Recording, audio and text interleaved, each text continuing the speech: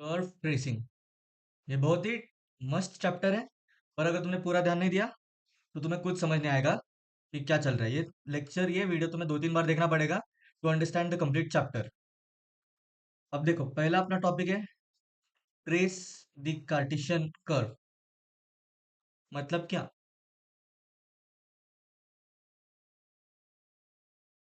इसका मतलब होता है कि तुम्हें कार्टेशियन मतलब अपना एक्स एंड वाई प्लेन, इसको हम कार्टेशियन प्लेन बोलते हैं। और इसमें तुम्हें कर्व ट्रेस करना है, मतलब कर्व बनाना है। तो देखो, इस ये करने से पहले तुम्हें 5 चीजें पता होनी चाहिए। वो 5 चीजें पता होने के बाद, वो अप्लाई करने के बाद तुम एक कर्व ट्रेस कर पाओगे कार्टेशियन पे। तो वो 5 चीजें क्या है वो हम अभी देख लेते हैं।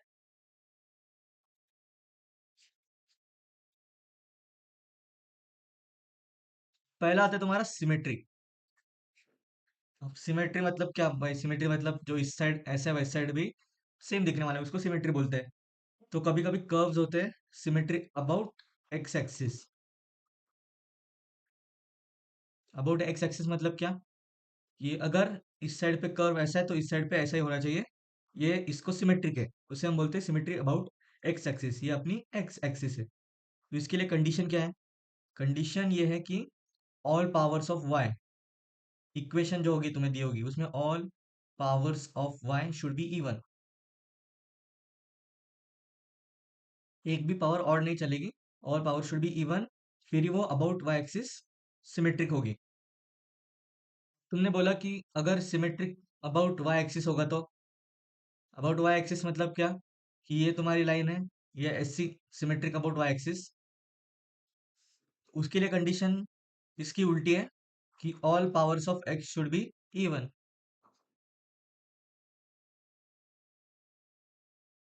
All powers of x should be even मतलब एक्स स्क्वायर नहीं तो एक्स टू द पावर 4, नहीं तो एक्स टू द पावर 0, ऐसे पावर्स चाहिए होंगे सभी एक्स के टर्म्स की।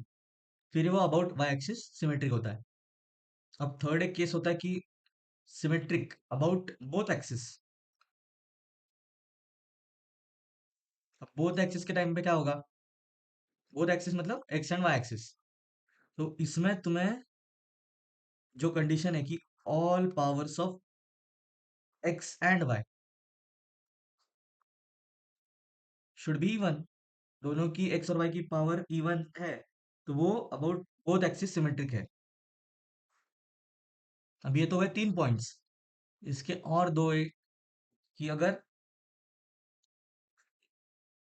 हेडिंग है opposite quadrant symmetry, symmetry about opposite quadrant.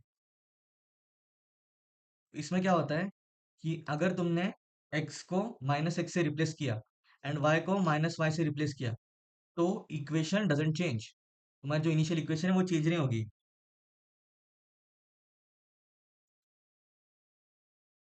इस टाइप की अगर हो गए तुम्हारी इक्वेशंस, अगर चेंज नहीं हो रही तो हम बोलते हैं अपोजिट क्वाड्रेंट। एंड लास्ट में, अगर तुमने about line y equals to X, अगर तुमने x की जगह y रिप्लेस किया एंड y की जगह x रिप्लेस किया, फिर तो भी तुम्हारी इक्वेशन चेंज नहीं हो रही, then we can say it is symmetric about the line y equals to x। अब इन सभी के मैं एक एक एग्जांपल के साथ तुम्हें दिखाता हूँ कि ये एग्जैक्टली exactly होता कैसे।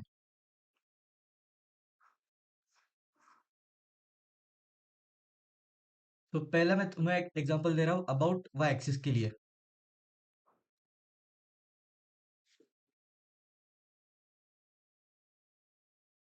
अब एक इक्वेशन है X square in bracket 1 + y² equals X to the power 4 × 1 - y। अब ये इक्वेशन है, तुमने देखा इसमें तुम्हें दिख रहा है इधर x की पावर इवन है, इधर x की पावर इवन है, और कोई भी x की पावर नहीं है। So you can say it is symmetric about y axis. अब एक second example about x axis के लिए, कि अगर एक इक्वेशन है y² x equals 1 - x³ to the power into Y to the power 4। इसमें अगर तुमने देखा इधर y की पावर इवन है, इधर भी y की पावर इवन है, दूसरे कोई y की पावर है ही नहीं। So we can say it is parallel, it is symmetric about x axis. अब बोलते हैं एक्सिस के लिए एक इक्वेशन ऐसी हो सकती है कि example y² equals to 1 + x²। अब इसमें देखोगे तुम, y का पावर 2 है, x का पावर 2 है, इधर x का पावर 2 है। इस इक्वेशन में अगर वन में देखोगे, वन क्या होता है? x⁻0 y⁻0 इक्वल्स टू 1 होता है। इसे तुम ऐसे भी लिख सकते हो, तो इधर भी जीरो मतलब इवन ही होता है। सो दैट्स वाई इधर दोनों की पावर्स इवन है, x के भी और y के भी। So it is symmetric about both axis. फिर तुम्हारा फोर्थ पॉइंट आता है अपोजिट क्वाड्रेंट वाला। तो अपोजिट क्वाड्रेंट के लिए एक इक्वेशन ऐसी है,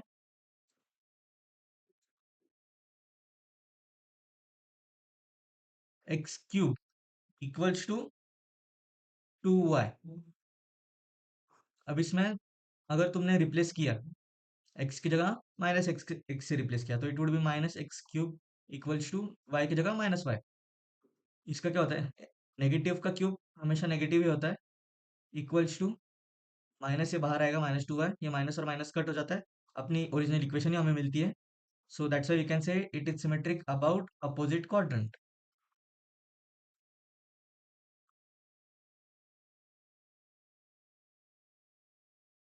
फिर लास्ट एग्जांपल है, लास्ट जो अपना है कि about line y equals to x। इसमें क्या होता है? तुमने x को रिप्लेस करना है y से, y को रिप्लेस करना है x से। तो तुमने एक एग्जांपल या equation, x into Y equals to 1। अब इसमें तुम y की जगह x लिखा, x की जगह y लिखा, तो it would be yx equals to 1। दोनों सेम है। So we can say it is symmetric about y equals to x, about line y equals to x। ये 5 पॉइंट्स तुम्हें हर एक इक्वेशंस में पहले चेक करने पड़ते हैं। तो ये सिमेट्री वाला पॉइंट हुआ पहले। ये सिमेट्री वाले पॉइंट के अंदर ये 5 में सब टॉपिक्स हुए। फिर अपना सेकंड जो हमें पढ़ना होता है, to trace the curve, it's passing through origin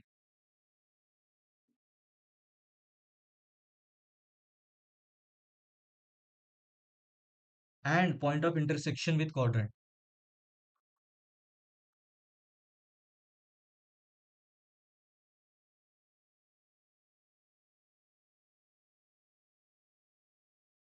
अब तुम्हें पढ़ के तो दिख रहा होगा कि भाई इतना बड़ा टॉपिक है, ये क्या होगा इसमें?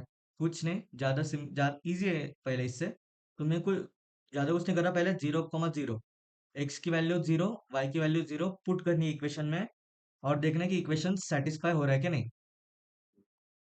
अगर इक्वेशन सेटिस्फाई हो रहा है, तो your curve is passing through origin, simple. And point of intersection के लिए क्या करना पड़ता है कि बाद में तुम्हें पुट करना है x = 0, तुम्हें y की वैल्यू फाइंड करनी है, एंड देन तुम्हें y = 0 पुट करना है, x की वैल्यू फाइंड करनी है। That's it. तुम्हें x और y की वैल्यू मिल गई, that would be your point of intersection with quadrants. अब अगर तुम्हें एक एग्जांपल के लिए तुम्हें इक्वेशन दी है, that is ax² equals to y² into a-y। अब इसमें तुमने x की जगह 0 पुट किया, y की जगह 0 पुट किया, तुम्हारा क्या आता है? 0, a × 0² equals to y² into a-0। y² है, 0² into a-0। Anything into 0 is 0। इधर भी ब्रैकेट में कुछ भी हो जाए, पर एनीथिंग इंटू 0 इज 0। तो 0 = 0, ये इक्वेशन सेटिस्फाई हो रही है। तो अपनी जो कर्व है वो पास थ्रू हो रहा है ओरिजिन से। अब तुम्हें क्या करना है? पुट x = 0, x = 0 किया, तो मतलब 0 = y² इंटू a-y। सो एक तो अब इधर दो कंडीशंस होंगे कि अगर a-y 0 हुआ, नहीं तो y² 0 हुआ। अब y² 0 0 हुआ मतलब क्या? y 0 एंड a-y 0 है, तो a = y। तो तुम्हारा पॉइंट ऑफ इंटरसेक्शन इस केस में होगा 0, और इस केस में होगा 0,0। सिमिलरली तुम करोगे पुट y = 0। तुमने अगर y 0 किया, तो ax² इक्वल्स टू 0। मतलब क्या? a तो ये कांस्टेंट है, ये तो 0 नहीं हो सकता, तो x² इक्वल्स टू 0 आएगा। मतलब x 0 आएगा, x 0 आएगा, y तो अपना 0 ही है। तो इसका इक्वेशन क्या आएगा? 0,0, इसका पॉइंट। तो तुम्हें दो पॉइंट्स मिल रहे हैं, एक 0,0 और एक 0,a। ये तुम्हें समझेगा नहीं कि इस पॉइंट्स का क्या करना है। ये पॉइंट्स के थ्रू तुम्हारा कर्व पास हो रहा है, ये तुम क्वेश्चन सॉल्व करेंगे तभी तुम्हें समझेगा।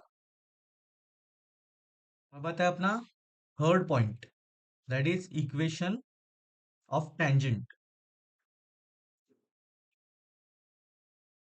अब इक्वेशन ऑफ टेंजेंट में क्या होता है, तुम्हें अगर एक इक्वेशन दी है, मैं तुम्हें डायरेक्टली स्टेटमेंट की जगह एक क्वेश्चन से ही तुम्हें दिखाता हूँ कि अगर तुम्हें इक्वेशन दी है X Y square plus Y square equals to X plus X cube.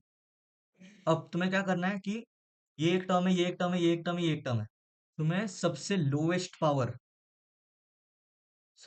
Power वाला टर्म देखना है, उसको इक्वेट करना है टू जीरो। तो सबसे लोएस्ट पावर वाला टर्म है that is X, equate to zero. ये तुमने किया, this would be your equation of tangent. इतना सिंपल है।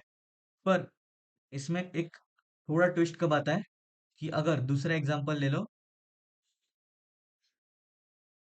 कि एक इक्वेशन है X square plus Y equals to X plus Y square, नहीं तो वाई क्यूब। अब इस इक्वेशन में तुमने देखा कि अगर इसका पावर वन है, इसका पावर वन है, दोनों का पावर सेम है और दोनों की पावर लो है, मतलब लोएस्ट टर्म्स दो है। तो इसमें तुम्हें ये दोनों टर्म्स एक साथ लेके इक्वेट टू जीरो करना है। तो इसमें क्या लोगे तुम, y x इस साइड शिफ्ट किया, x minus Y minus X equal to zero. ये हो गई तुम्हारी इक्वेशन ऑफ टेंजेंट।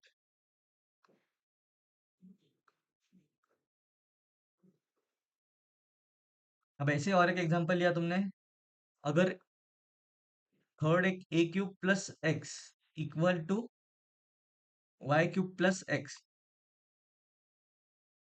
अब इसमें तुमने देखा, एक्स स्क्वायर ले लेते हैं, इसमें तुमने देखा कि एक्स की पावर तुम्हें लग रही होगी कम है सबसे, पर तुम एक भूल रहे हो कि कांस्टेंट, ये जो कांस्टेंट है ए क्यूब, इसमें एक्स और वाई की पावर जीरो है, एक्स की पावर जीरो, वाई की पावर जीरो। तो ये टर्म में सबसे लोएस्ट पावर है of variables x and y. तो तुमने ए क्यूब को इक्वेट टू जीरो किया, पर ए क्यूब तो कांस्टेंट है, तुम किसी भी कांस्टेंट को इक्वेट टू जीरो नहीं कर सकते, वेरिएबल्स को कर सकते हो। दैट्स व्हाई वी कैन से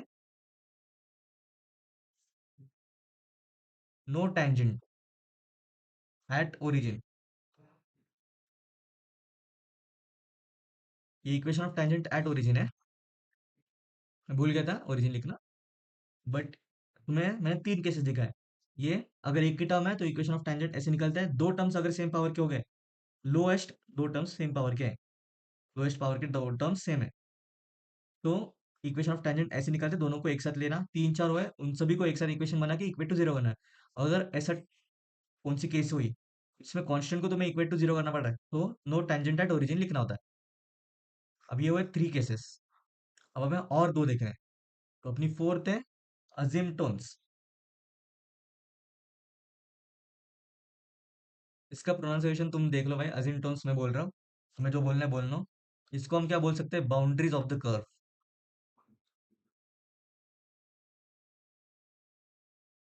मतलब क्या कि अगर ये एक कर्व है तो ये इसकी बाउंड्री होगी कि ये इसके पीछे आगे नहीं जाएगा, तो दिस इज नोन एज अजिम्पटोन्स। अब इसमें दो होते हैं, एक तो पैरेलल टू एक्स एक्सिस और दूसरा parallel to y axis,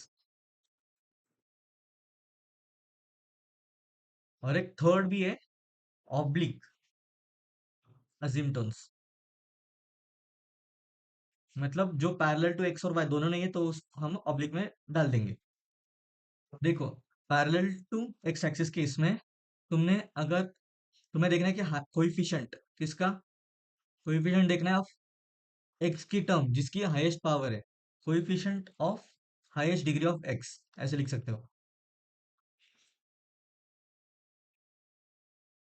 highest degree term of x, इसको तुम्हें इक्वेट करना है to zero. And parallel to y axis में क्या करना पड़ेगा, coefficient same, coefficient of highest degree term of Y,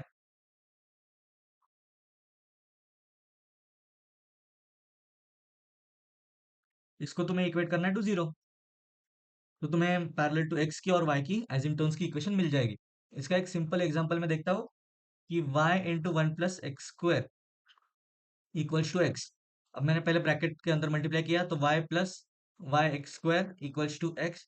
अब हाईएस्ट कोइफिशिएंट वाला टर्म x का कौन सा है, एक्स स्क्वायर है, इसका कोइफिशिएंट क्या है y, तो y को मैं कोइफिशिएंट को इक्वेट कर रहा हूँ to zero, so y equals to zero. मेरी होगी equation of asymptotes parallel to x axis. And y के लिए मैं लिख सकता हूँ कि 1 + x into y cube equals to 4x³ अब इसमें वाई क्यूब की हाईएस्ट पावर है, तो तुम्हें 1 + x को मैं इक्वेट टू करूंगा 0, तो x की power i -1। This is your asymptote equation of asymptote parallel to y axis. और अगर y और x दोनों का नहीं होगा तो ऑब्लिक एसिम्पटोन्स होगा। वो तुम्हें क्वेश्चन के टाइम में दिख जाएगा कि कैसे होता है ऑब्लिक एसिम्पटोम का इक्वेशन। अब लास्ट अपनी फिफ्थ कंडीशन जो आती है फाइनली, वो है रीजन ऑफ एब्सेंस।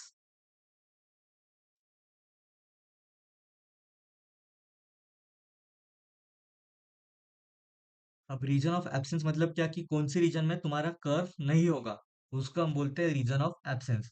अब वो कैसे निकालते हैं, उसके लिए एक एग्जांपल से देखते हैं। अगर एक एग्जांपल है y² into 2a - x equals to x³। अब इसमें कुछ नहीं करना, तुम्हें फर्स्टली क्या करना है, y² के टर्म को इक्वल टू y² का टर्म लिखना है इन टर्म्स ऑफ x। पूरे x वेरिएबल्स के टर्म्स में y का स्क्वायर तुम्हें लिखना है एंड उसको लेस देन 0 करना है।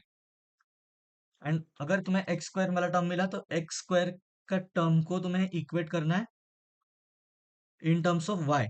इधर x² है तो y के टर्म्स में चाहिए, y² है तो इधर x के टर्म्स में चाहिए, दूसरे इधर y का टर्म नहीं चलेगा। तो इसी कंडीशन को मैं तुम्हें लिख के दिखा रहा हूँ। अब मैं क्या करूंगा, y² equal to x³ as it is, और इसको डिनोमिनेटर में डिवाइड किया, तो ये पूरा मेरा टर्म x में आया और ये y² इक्वल टू हुआ। अब अब मुझे इसको लेस देन 0 करना है, बिकॉज y², अब लेस देन 0 मैंने क्यों किया, बिकॉज ये y² है। किसी का भी स्क्वायर अगर लेस देन 0 होता है, मतलब क्या कि वो नंबर इमेजिनरी है, क्योंकि रियल नंबर्स का स्क्वायर कभी भी नेगेटिव नहीं होता है। ये फंडामेंटल लॉजिक है। तो वही मैंने लॉजिक यूज किया कि y² को मैंने लेस देन 0 किया है, मतलब इमेजिनरी नंबर में अपना कर्व नहीं जाने वाला, रियल नंबर में ही होता है। तो इसके दो सिनेरियोज बनते हैं, कि अगर x³ ये वाला टर्म लेस देन 0 हो, और 2a - x का टर्म लेस देन 0 हो, ये दोनों में से कोई तो एक केस 0 होना चाहिए, सो दैट ये लेस देन 0 होगा।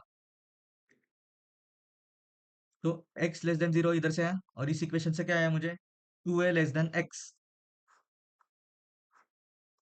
तो ये दोनों इक्वेशंस मेरे हुए रीजन ऑफ एब्सेंस। अब ये कैसे पता चला कि ये क्या है, मतलब तुम्हें कार्टेशियन पे इसको मार्क कैसे कर सकते हो। अब ये मेरा 0,0 है, ये y, ये x एक्सिस। तो x लेस देन जीरो मतलब ये साइड पे जो जो आता है, तो ये x लेस देन 0 हुआ, तो ये मेरा हुआ x लेस देन 0, और ये पूरे y एक्सिस के इस साइड वाला रीजन ऑफ एब्सेंस है मेरा। और ये second is x 2a less than x, ये अगर पॉइंट मैंने मार्क किया 2a।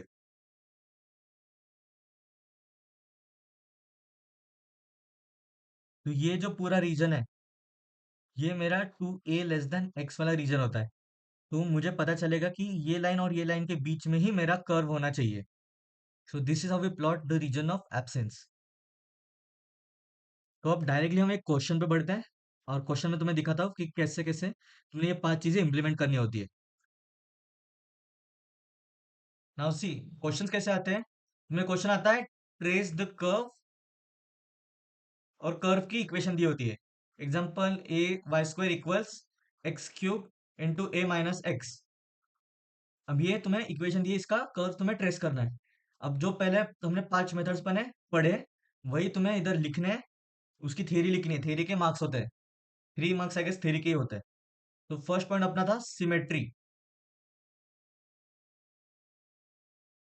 अब अगर तुमने इक्वेशन को केयरफुली देखा, तो तुम्हें समझ आ रहा है इधर तो y के पावर सभी पावर्स इवन है, सिर्फ a की पावर है y का, वो भी इवन है। और इधर गए तो x³ है, अंदर मल्टीप्लाई होगा तो a x³ और माइनस x⁴।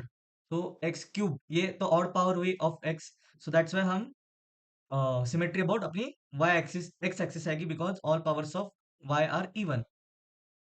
तो तुम्हें ऐसे लिखना है, all powers of y are even therefore symmetry about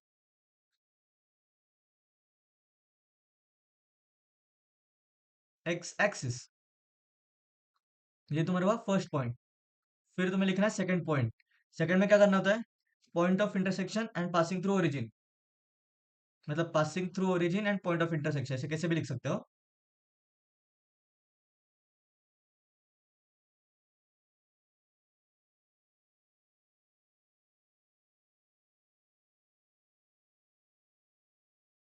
ये जो मैं मेथड बता रहा हूँ, ये सभी ग्राफ, सभी क्वेश्चंस के लिए, सभी इक्वेशंस के लिए सेम मेथड, तुम्हें सेम थ्योरी लिखनी होती है।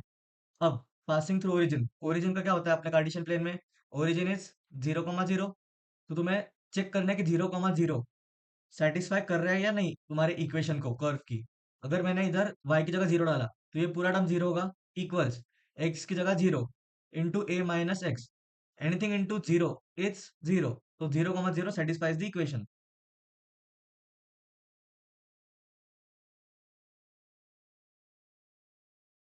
फिर देयरफॉर तुम्हें लिखना होता है curve passes through origin.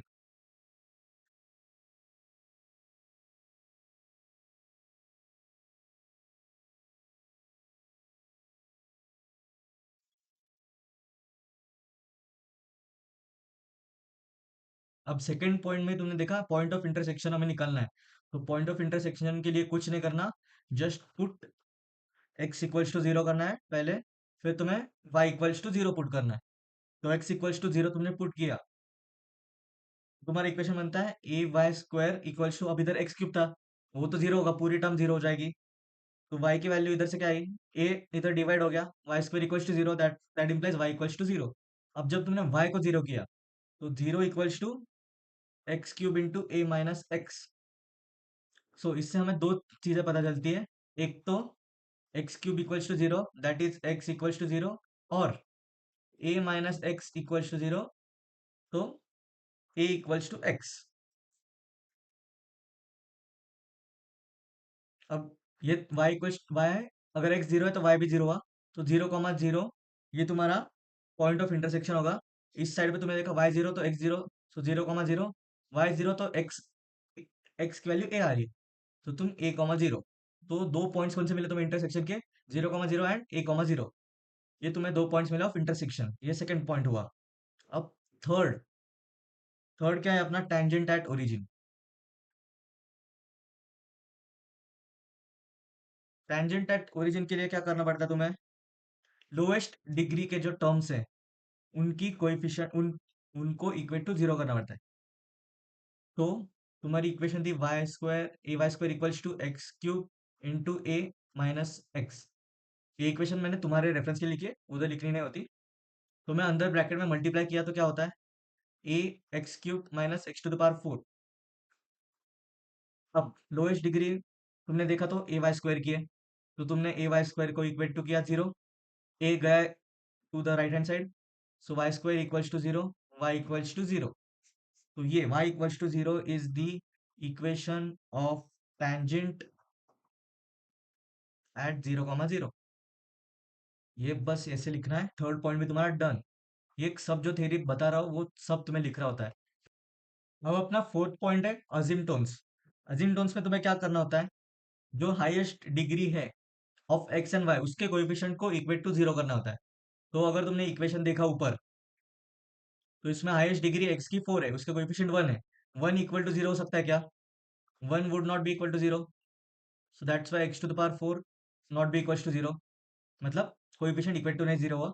y के केस में तुमने देखा ए वाई स्क्वायर, ए तुम्हारा कांस्टेंट है, कांस्टेंट को तुम इक्वल टू 0 नहीं कर सकते, बिकॉज कांस्टेंट की वैल्यू एनीथिंग हो सकती है, पॉजिटिव भी हो सकती है, नेगेटिव भी हो सकती है, 0 भी हो सकती है। यू कांट बी श्योर कि वो 0 ही होगी, दैट्स वाई एक्स और वाई दोनों के लिए असिम्पटोन्स नहीं है, parallel to x and y axis दोनों नहीं है। तो हम क्या बोलेंगे? Oblique asymptotes, asymptotes. फिर अपना आता है फिफ्थ पॉइंट। फिफ्थ पॉइंट क्या था? Region of absence.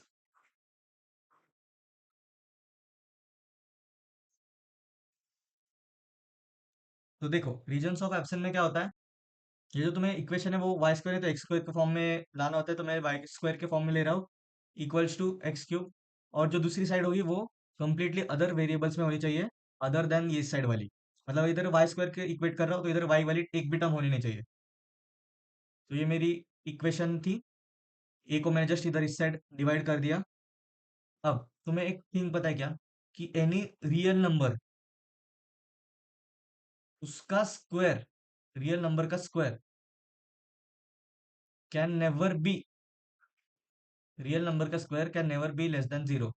अगर किसी भी नंबर का स्क्वायर लेस देन जीरो है तो वो इमेजिनरी नंबर होता है। ओरिजिन ऑफ एप्स अपना कर्व सिर्फ रियल नंबर्स में ही डिफाइंड होता है। दैट्स वाई हमने ये कंडीशन यूज की है कि y square less than zero, मतलब इमेजिनरी नंबर जिधर अपना कर्व जा ही नहीं सकता। तो इसका मीनिंग क्या होता है, अब मैं इक्वेट कर रहा हूँ इक्वेशन, तो क्या दो चीज आएंगी कि एक्स क्यूब, अब डिनोमिनेटर कांस्टेंट है वो तो जीरो नहीं हो सकता, तो इधर ये टर्म जीरो होगा, नहीं तो ये टर्म जीरो, मतलब less than zero. Y cube less than zero, sorry x cube less than zero, तो एक्स की वैल्यू लेस देन जीरो। और a minus x less than zero, that's why a less than x। ये दो तुम्हारी conditions आ गई।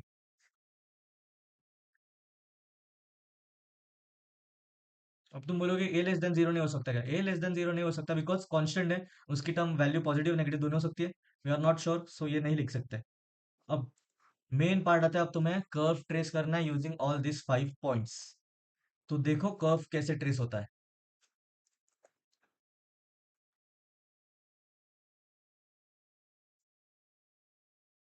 मैं line use कर रहा हूँ।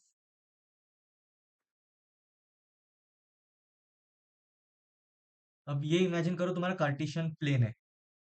ओके, तो रीजन्स ऑफ एब्सेंस पहले मार्क करेंगे, x less than zero, x axis है ये तुम्हारी, ये तुम्हारी वाई एक्सिस है। तो एक्स लेस देन जीरो मतलब कि इधर जीरो जीरो होता है, तो इस साइड जो होता है that is x less than zero. और ये पॉइंट हम अगर मैंने मार्क किया ए, एक्स एक्सिस पे मैंने मार्क किया पॉइंट ए, तो ए लेस देन एक्स, ए लेस देन एक्स किधर होगा, कि ये पॉइंट है, इसके this side would be A less than x. इसका मीनिंग क्या होता है, एक्स की वैल्यू, ए तो उतना इधर है, एक्स अगर इधर हुआ तो एक्स की वैल्यू ए से ज्यादा हुई, दैट्स व्हाई ये पूरा आगे का region is a less than x. ये तो तुमने फिफ्थ पॉइंट से निकाल लिया ये दो थिंग्स। अब चलते हैं फोर्थ पॉइंट। फोर्थ पॉइंट में तो ऑब्लिक एसिम्पटोन से तो इसका यूज तो नहीं है। Third point, equation of tangent. Tangent तुम्हारी है 0,0 पे y इक्वल्स टू जीरो। तो y equals to zero is nothing but x axis होती है तुम्हारी, y इक्वल्स टू जीरो, तो ये तुम्हारी टेंजेंट है। ये थिंग याद रखो। फिर सेकेंड पॉइंट से हमें कुछ मिल रहा है क्या, passing the curve passes through, अपने कर्व कौन से पॉइंट से पास हो रहा है, 0,0 और a,0। एंड फर्स्ट पॉइंट से हमें पता चल रहा है it is symmetric about x axis. तो ये तीन इंफॉर्मेशन, दो इंफॉर्मेशन से मैं पॉइंट कर सकता हूँ। अपना पॉइंट क्या है, 0,0, कर्व पासिस थ्रू 0,0, एंड ये पॉइंट क्या होगा, a,0 होगा, and curve passes through a,0 पर एक्स एक्सिस है तुम्हारी टेंजेंट है। सो टेंजेंट को कभी भी कर्व कट नहीं कर सकता, ऐसे कट करके कर्व नहीं जाता टेंजेंट को। तुम्हें इधर इस पॉइंट पे तुम्हें टेंजेंट चाहिए, ये टेंजेंट है, सो टेंजेंट पे कर्व नहीं करता, जस्ट टच करता है। And symmetric about x axis है। पहले मैं ऊपर का तुम्हें कर्व दिखाता हूँ, ये ऐसे स्लो लाइन चालू होगी, ऊपर जाके इस पॉइंट से ऐसे पास होगी। अब सिमेट्रिक अबाउट एक्स एक्सिस, तो इधर भी मैं सेम बनाऊंगा, ये ऐसे स्लो हो जाएगी, देन बड़ा increase and it would cut through point a,0। ऐसा तुम्हारा कर्व बनेगा। ये भी नीचे की तरह ऐसे ऊपर ठीक से बनाओ। दिस इज योर कर्व, इसके दो मार्क्स होते हैं, तुम्हें पूरा प्लॉट किया है कि नहीं करेक्टली। और इधर हमारे ये क्वेश्चन खत्म होता है। सो 5 मार्क्स के लिए आई नो ये बहुत बड़ा क्वेश्चन है, तुम्हें थ्योरी लिखनी है, ग्राफ ड्रॉ करना है, कर्व ड्रॉ करना है, but you have to do it. अब कार्टेशियन प्लेन खत्म करके तुम आते हो सेकेंड टाइप पे, दैट इज पोलर कर्व।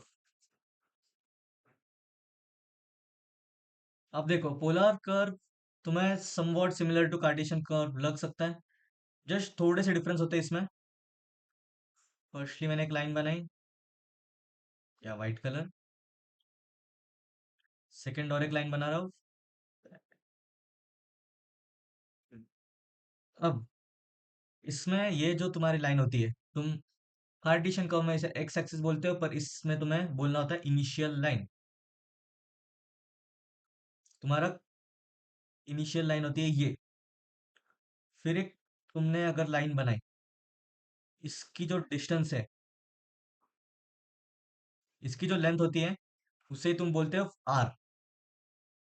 और जो एंगल बनाता है विथ इनिशियल लाइन, उसको बोलते हो तुम थीटा। तो देखो भाई, ये जो तुम्हारा रेडियन वाला सिस्टम था ना, तुमने जो पढ़ा था, वो इधर सब यूज होने वाला है। इसको तुम क्या बोलोगे? Theta equals to zero. ये वाली लाइन, ये वाली लाइन को बोलोगे theta equals to pi by two. ये वाली लाइन को theta equals to pi, and this theta equals to 3 pi by 2। तो ये तुम्हारा इधर डिग्री वगैरह में नहीं लिखना, रेडियंस में चालू हो रहा है। ये तुम्हारा आर होता है। और इधर हम जो कार्टेशियन प्लेन में एक्स एंड वाई लिखते थे, इधर आर कॉमा थीटा, इसमें तुम्हें रिप्रेजेंटेशन करना होता है। इसके भी 5 पॉइंट्स है। 5 पॉइंट्स है, थोड़े से डिफरेंट है, देख लेंगे। उससे पहले तुम्हें थोड़ी चीजें याद होनी चाहिए।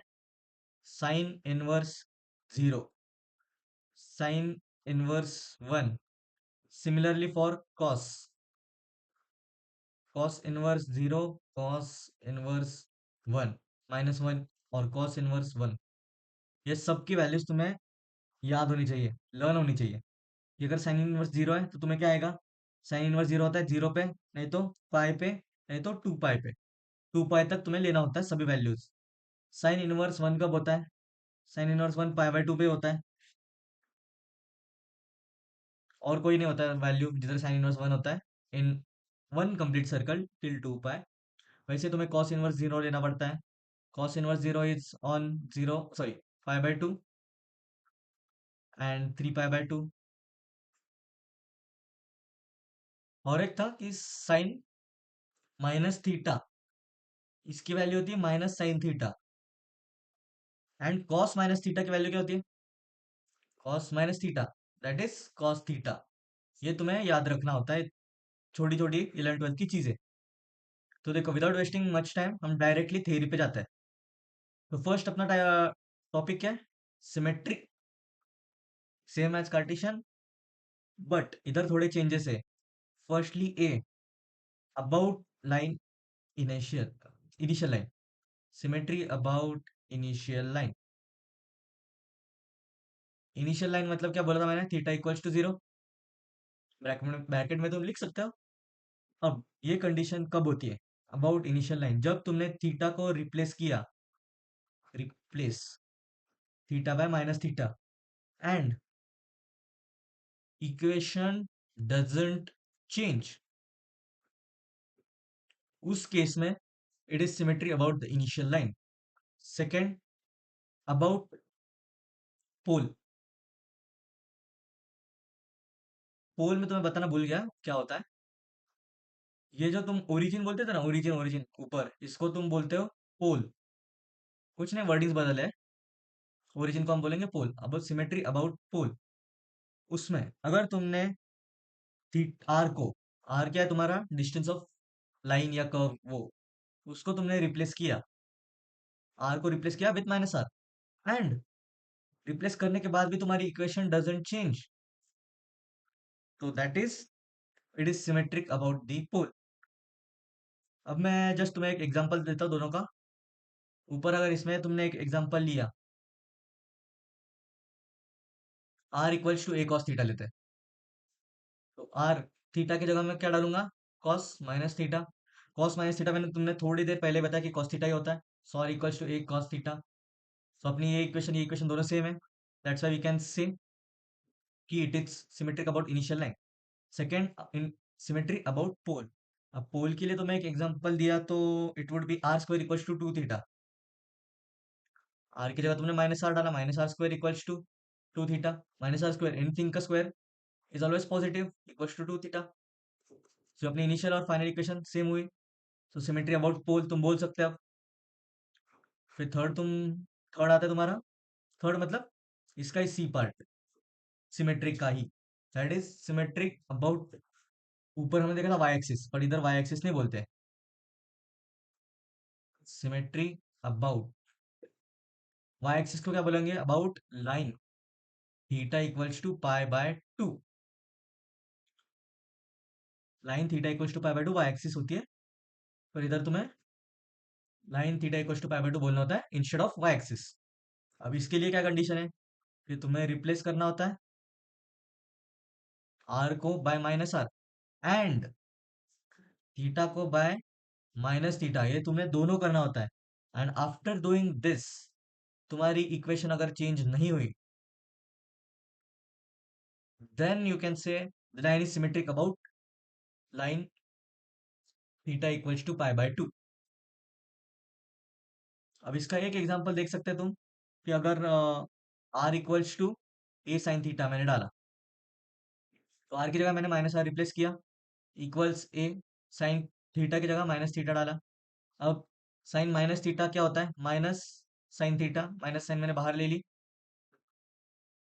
और ये माइनस आर की माइनस आर है, सो ये और ये माइनस माइनस कट हुआ, r equals to a sine theta. तो अपनी initial condition, initial equation, final equation दोनों सेम है, so we can say line is symmetric about, और curve is symmetric about line theta equals to pi by two.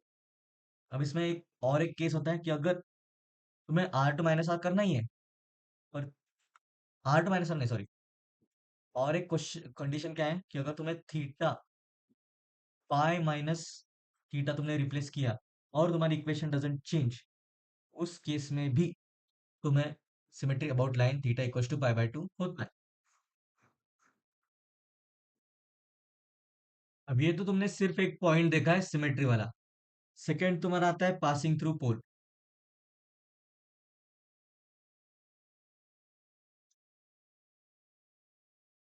अब देखो passing through पोल के लिए हमें क्या करना पड़ता है, for some value of theta जो हमें पता नहीं है, आर वुड बी जीरो।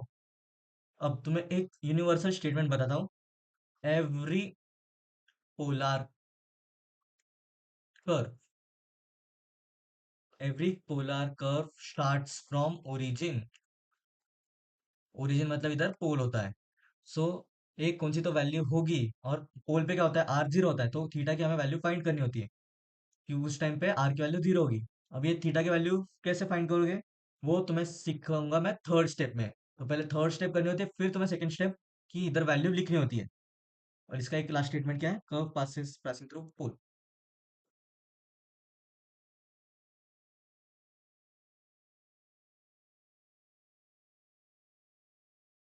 अब देखो थर्ड क्या है, टेंजेंट एट पोल।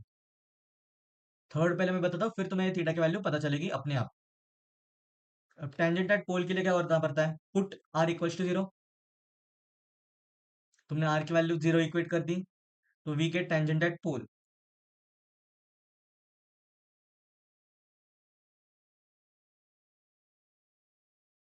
अब देखो एक एग्जांपल देता हूँ इसी का ही। अगर तुमने लिया r equals to a into one plus sine theta, cos theta लेते, cos one plus cos theta, तो put r equals to zero, so zero equals to a into one plus cos theta आएगा, a इस side गया divide हुआ, zero का zero रह गया, so zero equals to one plus cos theta. तो cos theta में लिख सकता हूँ इक्वल्स टू, ये वन इधर गया माइनस वन हुआ, सो थीटा इक्वल्स टू क्या होगा, cos inverse minus one. Cos inverse minus one की वैल्यू क्या होती है तुम्हें पता है, पाई होती है। सो अपना आया theta equals to pi, theta equals to pi के लिए आर इक्वल्स टू जीरो होता है, तो मैं ऊपर जाऊंगा सेकेंड पॉइंट में लिखूंगा theta for some value of theta equals pi r equals zero. बस खत्म, सेकंड पॉइंट में तुम्हें पता चला कैसे आंसर लिखता है, थर्ड पॉइंट से लिखना होता है। अब ये थर्ड पॉइंट भी हो गया, सेकंड और थर्ड पॉइंट इजी है। फोर्थ में तुम्हें क्या करना पड़ता है, फोर्थ में फाइंड करना पड़ता है आर और थीटा का पेयर। तो पहले तुम्हें थीटा निकालने होता है।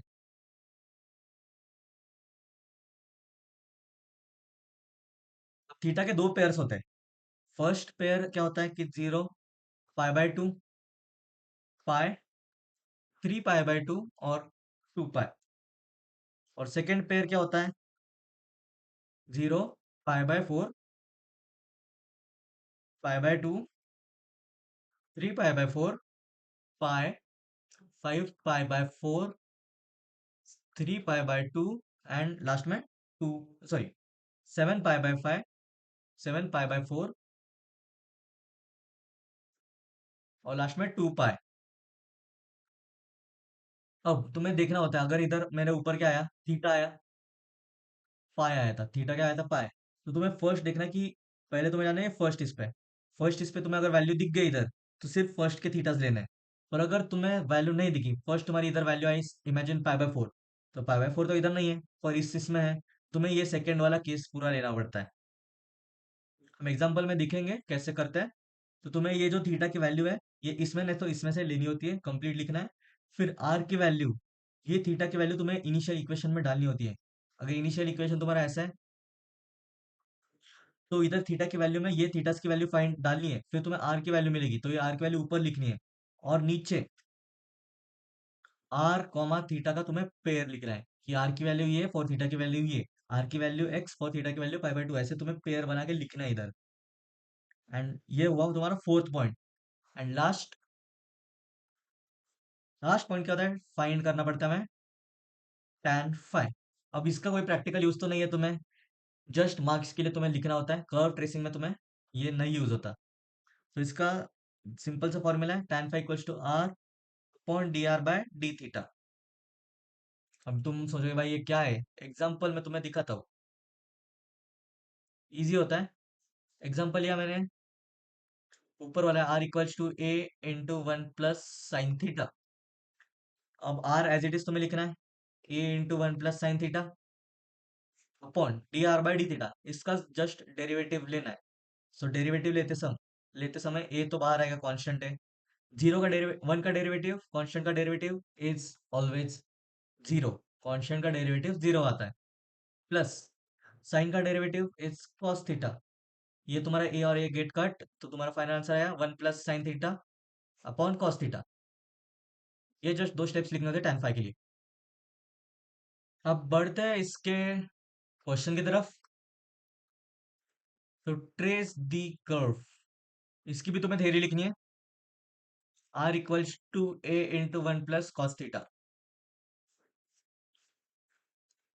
तो पहला point as it is symmetry. तो सिमेट्री में क्या देखना है, तुम्हें दिख रहा है, अगर मैंने थीटा को माइनस थीटा लिखा, कॉस थीटा और cos minus theta same value होती है, सो मैं थीटा को replace theta by minus theta, और ये तुम्हें दिखाना है r equals to a into 1 plus cos minus theta, r equals to a into 1 plus cos theta होगा। So therefore equation remains unchanged.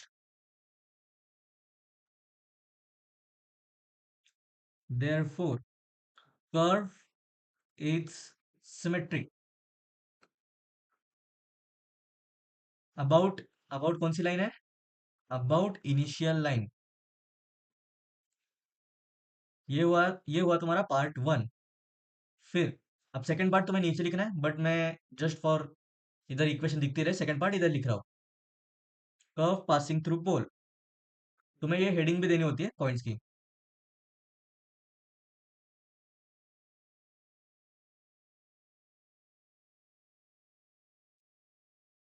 अब इसका क्या है, तुम्हें इसका आंसर तो थीटा इक्वल्स टू क्या होगा वो तुम्हें थर्ड पॉइंट में मिलेगा, देन आर इक्वल्स टू 0। और मैंने यूनिवर्सल चीज क्या बताया कि हर कर्व ओरिजिन से मतलब पोल से ही स्टार्ट होता है। सो curve passing through pole,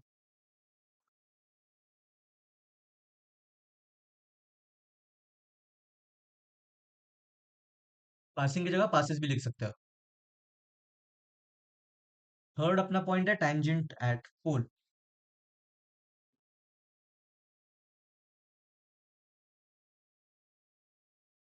tangent at pole के लिए क्या करना पड़ता है, पुट आर इक्वल्स टू 0। अब इक्वेशन क्या थी, 0 equals to a into 1 plus cos theta. So a इधर जाएगा, तो 0 = 1 प्लस कॉस थीटा। अब 1 को इस साइड शिफ्ट किया, सो मेरा आया cos theta equals to -1। So cos inverse -1 equals to theta. तो मेरी थीटा की वैल्यू आई finally pi. Theta equals to pi is the equation of tangent. ये तुम्हें स्टेटमेंट लिखना है। अब इसके नीचे मुझे जगह नहीं है तो मैं फोर्थ पॉइंट नीचे लिख रहा हूँ। फोर्थ क्या करना पड़ता है हमें? Find r and theta. अब थीटा मैंने तुम्हें देखा, थीटा क्या है? पाई। पाई के लिए मैं तुम्हारे फर्स्ट वाला थीटा, जो छोटे वाले थीटे थे ना, वो लूंगा।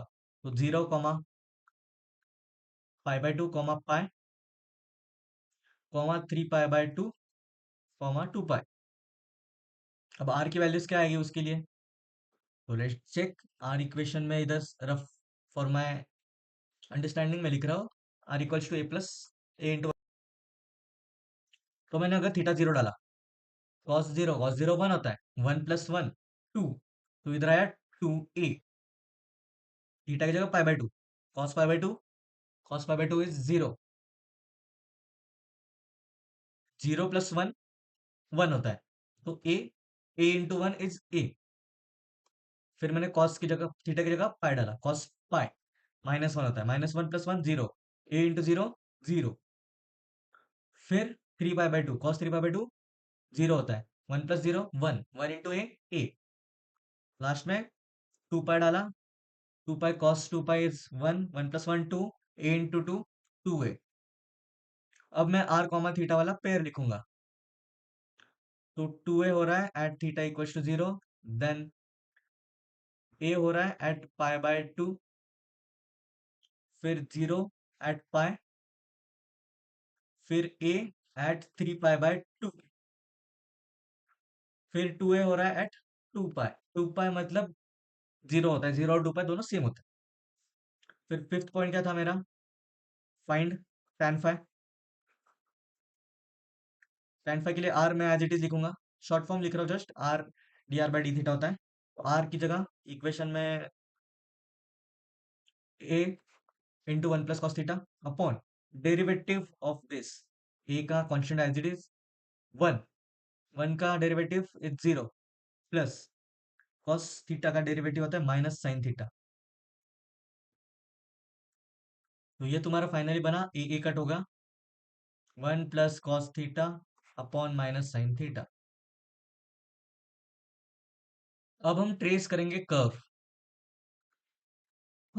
तो देखो, कर्व ट्रेस करने के लिए मैं इधर ले रहा हूँ, इधर थोड़ी जगह है, सो दैट मैं इधर से रेफरेंस वैल्यू ले सकता हूँ। तो फर्स्ट मैंने, ओ भाई, या फर्स्ट मैंने एक लाइन ली, इनिशियल लाइन बोलते हैं इसे हमें। सेकंड एक लाइन ली परपेंडिकुलर।